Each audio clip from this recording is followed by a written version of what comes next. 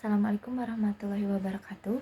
Perkenalkan, nama saya Bada Anissa Maharani dari kelas B2 dengan NPM 1012181. Di sini saya akan memaparkan sedikit tentang manajemen kinerja sebagai salah satu untuk memenuhi tugas mata kuliah manajemen kinerja. Nah, adapun beberapa 4 pokok bahasan. Yang pertama yaitu kelemahan sistem manajemen kinerja SDM yang fokus pada cara pekerja melaksanakan pekerjaan mereka. Yang kedua yaitu penilaian kinerja SDM tradisional yang fokusnya pencapaian output dalam bentuk kuantitas dari hasil yang dicapai pekerja. Yang ketiga yaitu sejumlah kelebihan sistem manajemen kinerja yang fokus pada output atau hasil. Nah, yang keempat, keterbatasan sistem manajemen kinerja SDM yang fokus pada hasil. Yang terakhir yaitu sistem manajemen kinerja aparatur sipil nasional atau ASN yang telah berubah. Nah, yang pertama yaitu kelemahan sistem manajemen kinerja sumber daya manusia yang fokus pada cara pekerja melaksanakan pekerjaan mereka. Nah, yang pertama yaitu memakan waktu. Seorang manajer meluangkan waktu sekitar 1 jam per karyawan untuk menulis nilai kinerja dan tergantung pada jumlah orang yang dievaluasi. Yang kedua yaitu keputusasaan. Jika prosesnya tidak memberikan pengalaman yang menyenangkan, hal ini berpotensi membuat staf putus asa.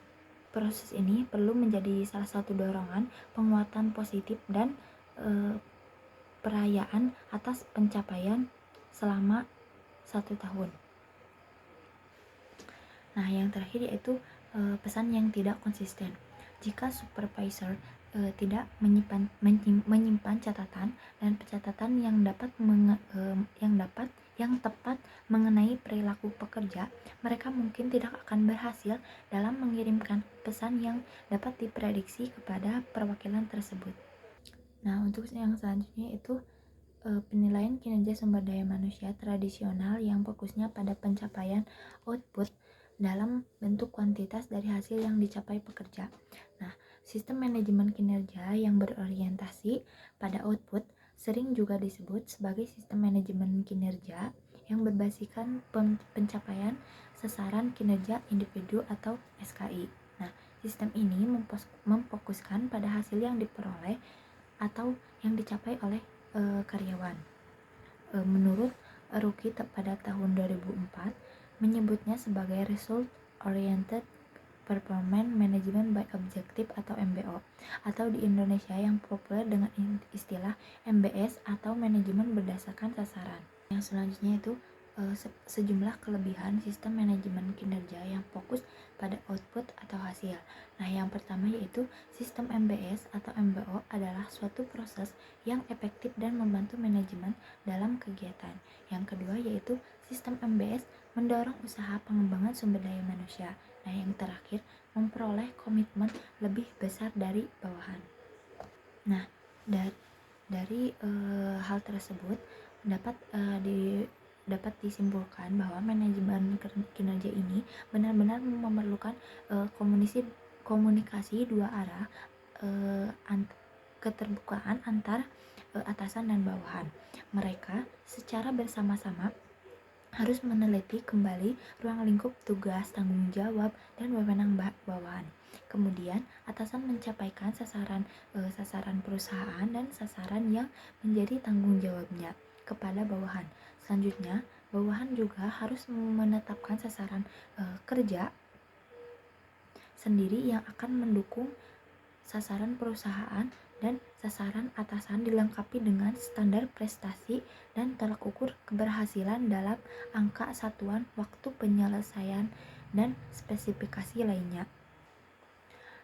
Nah, agar sasaran yang telah ditetapkan dapat tercapai, pemantauan terhadap setiap hasil kegiatan sebaiknya dilakukan secara periodik atau bisa juga per proyek.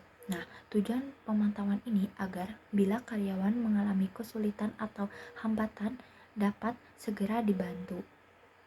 Untuk yang selanjutnya itu keterbatasan sistem manajemen kinerja SDM yang fokus pada hasil. Nah, yang pertama itu perlu perubahan mendasar dalam budaya organisasi. Manajemen kinerja berbasis MBS hanya bisa sukses bila mana diterima sebagai budaya organisasi dalam arti yang seluas-luasnya. Manajemen kinerja harus sudah dianggap sebagai suatu kebutuhan dan cara kerja yang dianggap sangat membantu mereka untuk sukses. Semua anggota organisasi harus punya perasaan memiliki sistem kerja tersebut. Nah, yang kedua yaitu fokus manajemen kinerja yang berjangka pendek. Apabila MBS hanya diterapkan sebagai dasar bagi manajemen kinerja, seringkali tidak dikaitkan dengan tujuan jangka panjang dan sasaran jangka pendek bagi perusahaan secara keseluruhan, yang menjadi keinginan dan tanggung jawab pemimpin puncak. Nah, dalam hal ini, salah satu kelemahan terbesar dari penggunaan MBS sebagai dasar untuk manajemen kinerja, pimpinan puncak mempunyai tujuan, sasaran, rencana kerja, dan agenda sendiri, tetapi pada jajaran di bawahnya masing-masing menetapkan sasaran kerja sendiri yang mungkin tidak sejalan dengan tujuan dan sasaran yang ditetapkan oleh pimpinan puncak. Akibatnya dapat terjadi bahwa mayoritas karyawan mencapai sasaran masing-masing tetapi perusahaannya mengalami kerugian paling sedikit tidak mencapai sasaran yang diinginkan.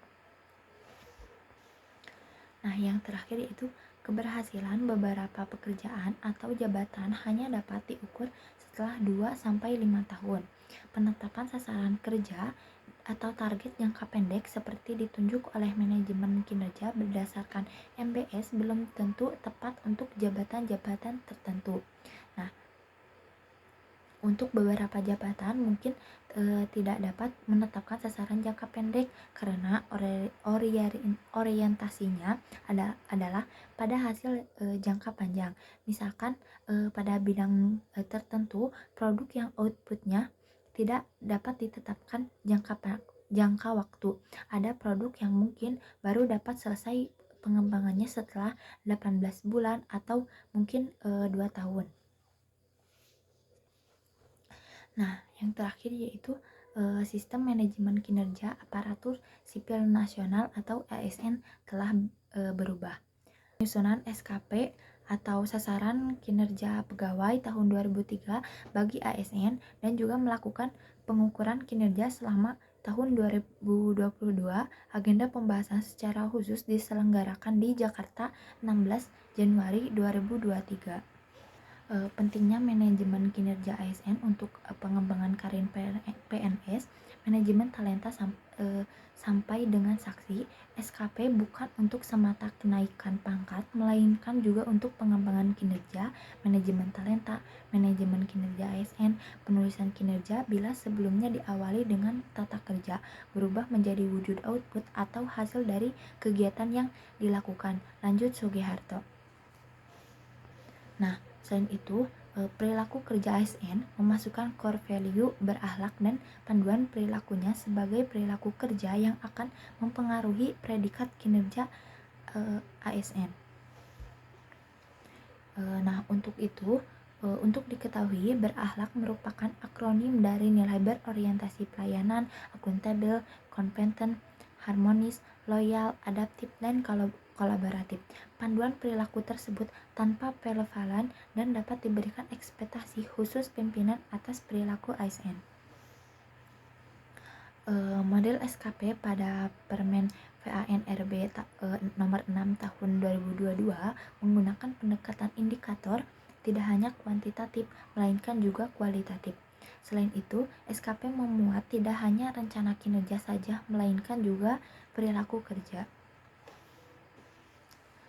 Nah, ada aspek penting di Permen PANRB nomor 6 tahun 2022 yaitu perubahan struktur organisasi.